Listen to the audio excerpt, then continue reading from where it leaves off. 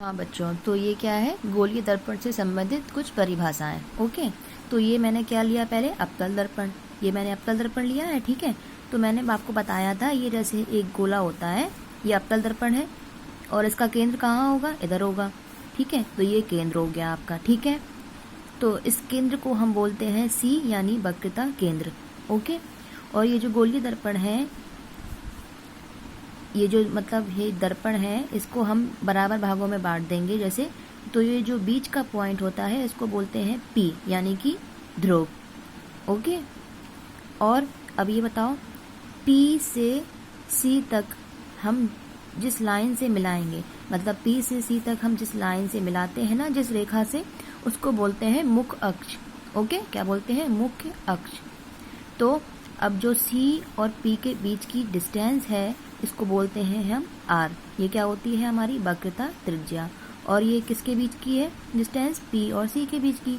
तो इसको हम लिख सकते हैं आर बराबर पी इंटू सी, ठीक है, ऐसे भी लिख सकते हैं। अच्छा, अब ये देखते हैं, इस मुख्य अक्ष पर एक बिंदु होता है, ठीक है, एक बिंदु होता है जिस पर सभी किरणें, सभी समांतर किरणें मिलती हैं। कैसे मिलती हैं, जैसे कोई आपतित किरण आई, इस पे आकर मिली, ठीक है, इससे टकराई, फिर वापस जाएगी, फिर यहाँ से जाएगी तो इसी बिंदु पर टकराएगी। तो एक मुख्य बिंदु होता है जिससे सारी किरणें टकराती हैं, इसे बोलते हैं मुख्य फोकस। ओके, इसे हम बोलते हैं कैपिटल एफ से रिप्रेजेंट करते हैं। अच्छा, अब ये जो ध्रुव और मुख्य फोकस के बीच की जो दूरी है, उसे बोलते हैं हम स्मॉल एफ, ठीक है, स्मॉल एफ मतलब फोकस दूरी। अच्छा, जैसे मैंने यहाँ बोला था आर बराबर पी सी, क्योंकि पी और सी के बीच की डिस्टेंस थी, ऐसे ही हम स्मॉल एफ बराबर बोलेंगे पी इंटू एफ, क्योंकि पी और एफ के बीच की डिस्टेंस है ना।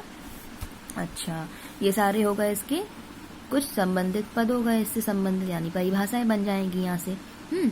अब ये बताना है, इसमें एक रिलेशन होता है आर बराबर 2f। कैसे, देखो, ये जो डिस्टेंस है ना, ये कितनी है, f, तो ये भी कितनी हो जाएगी, f, ये f और ये f, तो मिलके कितनी हो गई, f प्लस f 2f, है ना, दुगनी हो गई ना। और ये पूरी क्या बोलते हैं इसे, ये r, तो हम बोल सकते हैं ना r बराबर f प्लस f, यानी कि 2f। तो f बराबर कितना आ गया, r अपॉन 2, ये स्मॉल f है, फोकस दूरी, ठीक है।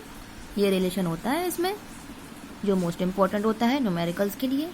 ओके, जैसे मैंने गोलीय दर्पण का, ये मैंने जैसे अवतल दर्पण के लिए बनाया है, ऐसे ही ये डायग्राम मैंने बनाया है उत्तल के लिए।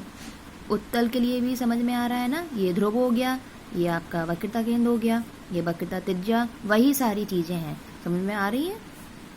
ओके, तो ये आप खुद डायग्राम बना सकते हैं, ये समझ में आ गया तो ये भी बना सकते हैं। अच्छा, ये डेफिनेशन जैसे मैंने आपको बताई ना, कि ये बीच की जो है दूरी, मतलब बीच का जो पॉइंट है उसे पी मानेंगे, और ये जो लाइंस जो सेंटर है उसको सी, है ना, इस टाइप से आप खुद बना सकते हैं।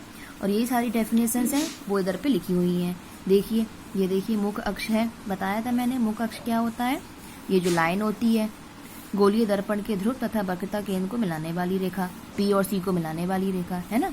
और ध्रुव क्या होता है, गोलीय दर्पण के परावर्तक पृष्ठ के केंद्र को ध्रुव कहते हैं, मतलब कि इस दर्पण के बीच के सेंटर को, बीच के पॉइंट को ध्रुव कहते हैं।